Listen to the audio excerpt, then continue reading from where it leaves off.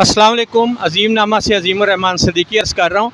ये देखें जी, एक दरख्त, ये एक बड़ा दरख्त आंधी से गिरा है, बहुत बड़ा दरख्त। अब इस दरख्त को काटा जा रहा है। ये देखें जी, कितना बड़ा दरख्त है।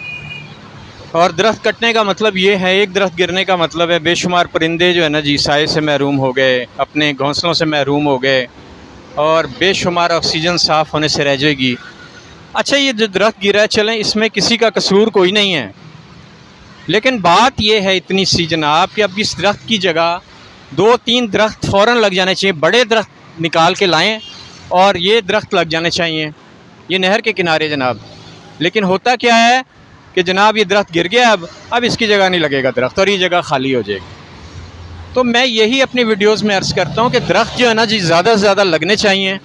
अगर दरख्त गिर जाते हैं ना जी, तो उनकी जगह आप दरख्त लगाएं, ठीक है ना जी। ये ना करें, दरख्त गिर गया, अब ये दरख्त कम से कम 60-70 साल पुराना दरख्त होगा, बहुत बड़ा दरख्त। इसकी जगह फ़ौरन बड़े दरख्त लगाए जाएँ। ये नहीं कि छोटे छोटे पौधे लगा दिए जाएँ और वो पौधे कोई 20-25 साल बाद बढ़े। अब जंगल मतलब ऐसी नर्सरियाँ बनाएंगे जहाँ से बड़े जदीद मशीनरी के ज़रिए बड़े दरख्त आके यहाँ से लगने चाहिए।